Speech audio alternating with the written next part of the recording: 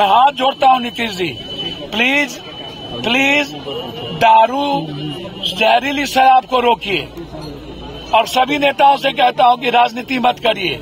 सब शराब पीते हैं क्या? आप जाकर के बाहर ताशकंद में, दुबई में, रसिया में, चाइना में, दिल्ली में, बम्बई में, अन्य जगहों जब जाते हैं तो क्या आप शराब नहीं पीते हैं? नेताओं ने तो प्रतिज्ञा लिया था शराब नहीं पीने का। सवाल ये है कि इतने दिनों में इतने लोग मरे, तो इसमें जो मरे पीने वाले को आप कह देते हैं भले पिया। कौन नहीं पीता है ये सरकार बताए। कौन? क्या सरकार के मंत्री, विपक्ष का एमएलए एमपी, विपक्ष क्या नहीं करते हैं? उस पर एफआईआर दर्ज नहीं करते हैं। बेच कौन रहा है? क्या सरकार को नहीं पता है कि इस इलाके में, सिवान, छपरा, गोपालगंज इलाके में बड़ा बड़ा शराब के तस्कर कौन है, माफिया कौन है? अन्य बातों की खबर रहती है और शराब की खबर नहीं रहती। ऐसे सवाल दारू खुल भी जाएगा, मैं मान लिया, क्या नहीं खुलेगा, या जिद पर जो भी हो, पॉलिसी भले पॉलिसी समय समय पर चेंज होने के लिए बनती है।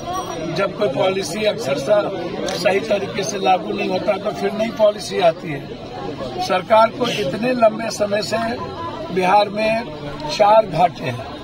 पहला घाटा है कि सरकार की रेवेन्यू, दूसरा घाटा है कि लगातार लोग मर रहे हैं, तीसरा घाटा है कि लोग महंगे दाम पर शराब ले रहे हैं, चौथा घाटा है कि शराब का पैसा माफिया नेता और पदाधिकारी के घर जा रहा है, पांचवा घाटा है कि जब देश भर में शराब चलता है तो हमारा सारा पैसा दूसरे स्टेट में जा रहा है, हमारे स्टेट को नहीं लग रहा।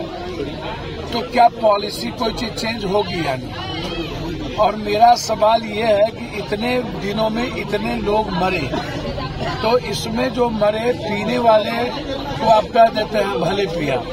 कौन नहीं पीता है ये सरकार बताए। कौन? क्या सरकार के मंत्री, विपक्ष का एमएलए एमपी, विपक्ष क्या नहीं सब शराब पीते हैं? क्या आप जाकर के बाहर ताशकंद में, दुबई में, रसिया में, चाइना में, दिल्ली में, बम्बई में, अन्य जगहों जब जाते हैं तो क्या आप शराब नहीं पीते हैं?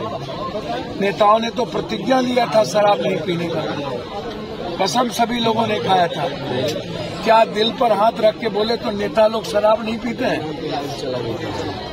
तो जब शराब पीते हैं तो ये गंदी राजनीति क्यों? और जब अगले बार पॉलिसी बनी कि जो शराब से मरेंगे उनको 4 लाख रुपया दिया जाएगा, फिर यह कहना कि अपने बेमौत मरे हैं। भैया आप कभी भी थाने को डिस्चार्ज नहीं करते हैं, उस पर एफआईआर दर्ज नहीं करते हैं। बेच कौन रहा है? क्या सरकार को नहीं पता है कि इस इलाके में, सिवान, छपरा, गोपालगंज इलाके में बड़ा बड़ा शराब के तस्कर कौन है, माफिया कौन है? अन्य बातों की खबर रहती है और शराब की खबर नहीं रहती है। तो मेरा सरकार से बिल्कुल आग्रह है कि आप हर कीमत पर केरल और तमिलनाडु के तट पर सरकार टैक्स को बढ़ा करके बड़े लेवल पर अब टैक्स बढ़ाइए, ताकि सब शराब कोई खरीद न सके। और किसी भी कीमत पर 30 साल 35 साल के नीचे के यूथ को आप दुकान पर शराब नहीं दीजिए किसी भी कीमत पर। और शराब कोशिश करिए कि शराब होटल में, जो 5 स्टार, 3 स्टार, 4 स्टार होटल है, और जिले में प्रखंड वाइज आप एक कर दीजिए। मेरा जो आग्रह है, जो मैं देश को समझता हूँ, जब सभी जगह लीकर बन रहा है और सभी जगह लीकर चल रहा है, एक ही देश में आप अच्छा काम है ये, शराब नहीं पीना चाहिए। मैं कामों को गलत नहीं मानता हूँ, सही काम है कि शराब नहीं पीना चाहिए, लेकिन किसी भी चीजों को आप ब्रेक करते हैं तो नया रास्ता लेता है। बांध दिए तो बाढ़ आता है, बांध नहीं रहती, अन्य कंट्री में बांध नहीं है तो बाढ़ नहीं आती है। जब आप कोई रास्ता रोकिएगा तो नया रास्ता अख्तियार करता है। और अंतिम सवाल मेरा पूरे नेताओं से, जो बक ज्यादा करते हैं, हम शराब खोल देंगे, रेवेन्यू यहाँ से आ जाएगा, ऐसा करेंगे। हम पहले जानना चाहते हैं कि जहरीली शराब के लिए पॉलिसी क्या होगी।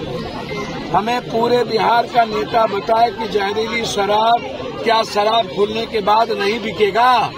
क्या इसके पहले नहीं बिकता था? क्या जब शराब की रेवेन्यू इतनी हो गई थी तब क्या जहरीली शराब पी करके लोग नहीं मरते थे? तो ये शराब का सवाल नहीं है, ये सवाल है जहरीली शराब। वो या पप्पू यादव का बेटा हो, यहाँ आकर के काम करे ना। जो गाली गलौज देते हैं 51 आदमी लगभग बड़े हैं, 49 आदमी 40 अभी तक नहीं। इससे बड़े ट्रेजरी क्या हुई? इससे बड़ी घटना तो कुछ है नहीं। तो बिहार में जिस तरह शराब बंद है, अवैध शराब भी बंद होनी चाहिए। भैया मैं अवैध शराब की ही तो बात कर रहा हूँ। मरते दम तक बंद होनी चाहिए। सबसे पहले अवैध शराब ही बंद होनी चाहिए। और हम नीतीश जी से हाथ जोड़ के पैर पकड़ के कहते हैं, आपकी पॉलिसी गलत हो सकती है, आपके विचार गलत नहीं है, लेकिन पॉलिसी ठीक नहीं है। मैं हाथ जोड़ता हूँ नीतीश जी, प्लीज प्लीज दारू जहरीली शराब को रोकिए। और सभी नेताओं से कहता हूँ कि राजनीति मत करिए। और नीतीश जी एक आग्रह है, तमिलनाडु के तट पर इस कानून को सबसे पहले लाइए। जो शराब बेचते हैं उसको किसी कीमत पर आजीवन कारावास हो। और साथ साथ सरकार खुद शराब को शुरू करे, किसी के हाथ में ना दे। और वो भी 5 स्टार, 3 स्टार, 4 स्टार, 2 स्टार के पर। और ब्लॉक और जिला में एक हो, ये आग्रह। ठीक है सर। ये मुशाहिर कौन है, इसको क्या पता, इनकी लाइफ क्या है? इसीलिए हमने इनको 10-10 हजार रुपया मदद की, ताकि ये गरीब आदमी को काम धंधा नहीं मिलता है, ये अपना दुकान कर ले, सब्जी का, अंडा का।